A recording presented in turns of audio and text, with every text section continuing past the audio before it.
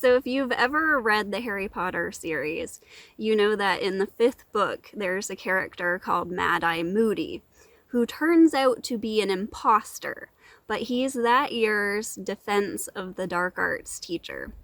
And one of the things he says throughout the entire book in his teachings is constant vigilance. And it's like written in all caps, and he says it repeatedly. And it's something that sort of like stuck with me as this funny phrase that I would use every now and then. And just last night, it struck me how this is sort of like what the mind does when it co-ops awareness and it starts beating itself up for not having been aware enough in the past 3 minutes, and then creating a self and creating time, and the self has to be there for time to have continuum, and then you're just further going into it. So that's one of the ways that we beat ourselves up, as it's like an obsessive thought. Are we aware? Are we aware enough? And the thought can bring you back to it. And as we sort of get in touch with the reality beyond thought, so to speak, it's sometimes you need some other perspectives, or sometimes it's helpful to have other perspectives come in as like a placeholder.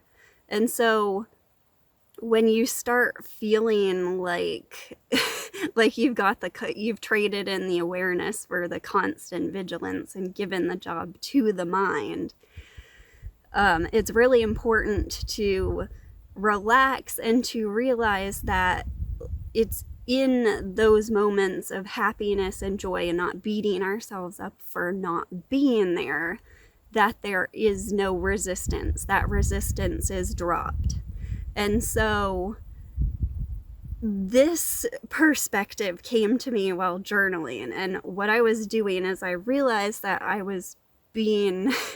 I felt really unfocused. I kept feeling like all these kind of old perspectives that didn't resonate were coming up, and I was seeing through them and I was dropping them, and I started focusing on this like feeling of discomfort of like having nowhere to land. And so as I started journaling about this, and when you write, you are focusing, I quickly realized the irony that I was focusing on being unfocused. And I've said that in past videos that you can't, there's always focus. There's no, when you notice distraction, you're focused on it. And so that's again like the constant vigilance trying to co-opt what already is, the awareness that already is. And so I like ranted enough for a few sentences to sort of like see that perspective, and then I went to the next thought that was on my mind that felt like really good to think about, and it was totally on a different subject. And I started writing about how beautiful the daffodils are in my garden, and how I never planted them. They were planted there by the lady who had the house before we even bought it, and how I didn't do anything to them, like anything. I didn't fertilize them, but every year they got better and better and better. And so that past spring, I was inspired to cut out some bushes around them to give them some more room and make it look a little bit more taken care of, just because it was enhancing something that was already going amazingly well. So I write all this out, and then I'm like, whoa, I really was not writing about daffodils at all. And then thinking about it more, I realized that especially when I was doing like long-term art projects, when I was doing like a painting or a drawing, the point of the project that I enjoyed absolutely the most was when the project was well underway, when it already had some sort of form, and it felt like I was adding details, and it felt like I had like all these inspiring ideas to go further with it, but at the same time I was so appreciating and so like inspired by what I had already achieved. And I realized that in life and with this whole awareness thing, there's no other real perspective that you can pick to create with if you aren't already sort of like in love and amazed by what's already here. Then you don't enjoy the creation and you don't have that sort of like freedom of mind to come up with the next creative idea and come up with the next inspiration to improve on it. So if you think of life as a story, we already have the spectacular planet and it's already placed perfectly from the sun. And all of this, like in this moment, is like too spectacular. Every single species of tree that I'm looking at right here and the lichen on this rock is just absolutely amazing and beyond what I can comprehend. I can BS myself and say that I comprehend it or understand. And so that there and that the light of awareness already, of course, is the magic. And so Canadian geese just went over my head. So you're just here to enhance it, and that's the most amazing position that you could possibly be in.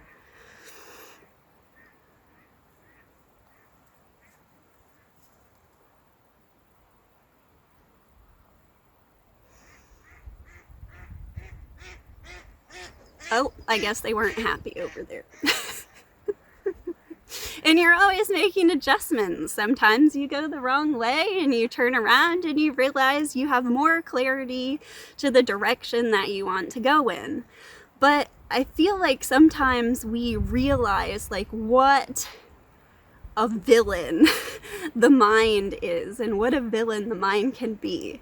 And we start to sort of go into that perspective and we start to realize like what the depth of our unconsciousness and what we've done.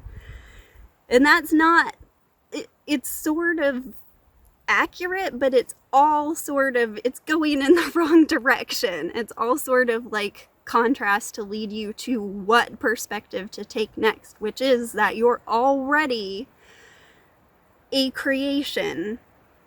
And within the story, you're already creation with a creation. You're inseparable from it, even within this physical manifest story.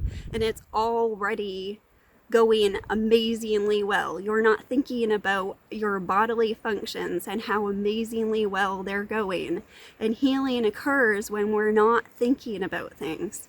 And so these teachings are amazing to reframe things, to understand things, to sort of prompt you to think about things in completely different ways. But don't disregard the rest of life and don't disregard the rest of being inspired by people. There's so many teachers that aren't just like in the realm of non-duality or spirituality. So many artists that are inspiring, and sometimes when you read their poetry or look at their art or just listen to them talking about their creative process, you see that intuitively people come across this stuff. Intuitively, we mostly know it, and that it's all like deeply interwoven, deeply comes from the same source, the same joy in life.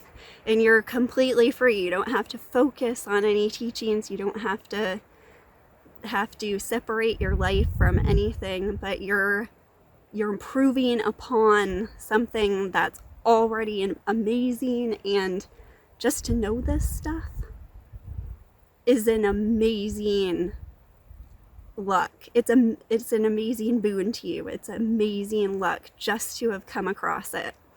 And it's a tool. It's an amazingly powerful tool, and it's up to you to use it to create with.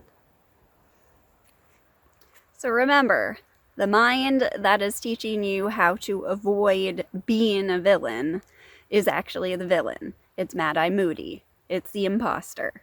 And in a way, all of us teachers who use language are effectively teaching you, but you can use those same teachings is by the mind as imposters.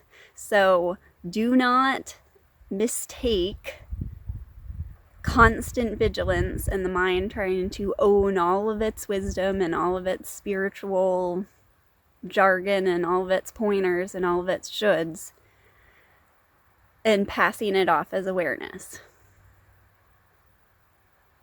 That I ain't real.